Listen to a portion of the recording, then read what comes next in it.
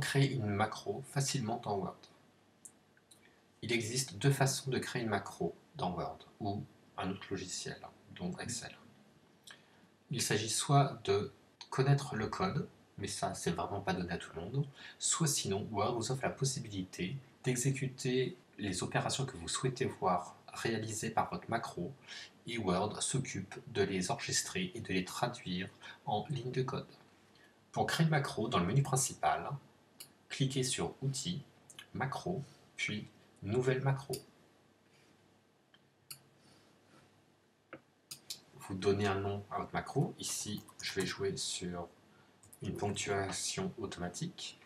Ici, vous pouvez affecter le lancement de la macro soit à un élément de la barre d'outils, soit à un raccourci clavier. Vous avez la possibilité d'enregistrer vos macros soit dans un document spécifique. Par exemple, je pourrais l'enregistrer uniquement dans ce fichier macro docx, ou sinon je peux enregistrer la macro dans le document par défaut de Word. Ce que je vais faire, vous pouvez mettre une description.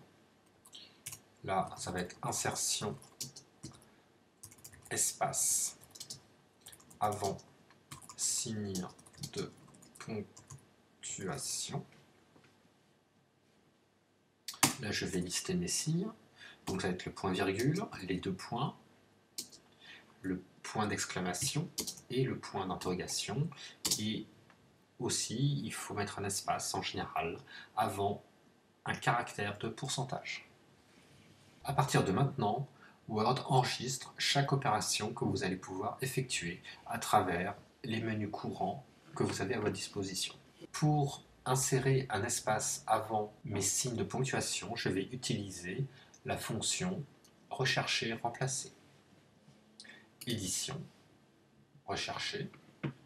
Donc je vais faire recherche avancée et remplacement. Ici, je vais donc demander un point d'exclamation. Et dans remplacer, je vais demander ici de me mettre un espace insécable qui s'obtient sur Mac par Alt espace. Sur PC, je ne me rappelle plus, mais ça doit être soit à nouveau Alt espace ou sinon CTRL espace ou CTRL espace majuscule temporaire et espace. Là, je me souviens plus trop bien. Donc, Alt espace et point d'exclamation. Pour effectuer l'opération, je demande remplacer tout. Word exécute le rechercher remplacer et détecte 15 occurrences où l'opération a été effectuée. Je valide.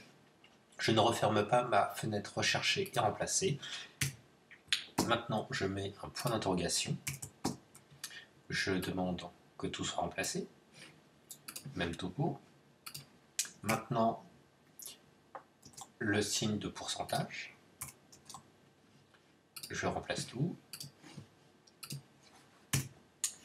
Maintenant, point, virgule, je remplace tout. Et maintenant, il nous reste les deux points. Je remplace tout. Ma fonction est bonne.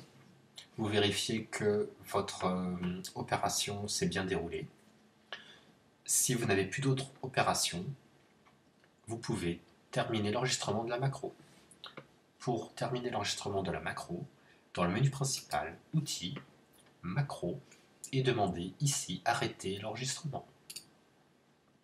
Ma macro est désormais enregistrée dans le document principal de Word. Je vais donc voir à quoi ressemble ma macro. Outils, macro, vous demandez macro. Vous retrouvez le nom de votre macro et ici le commentaire. Je demande de modifier pour voir à quoi elle correspond.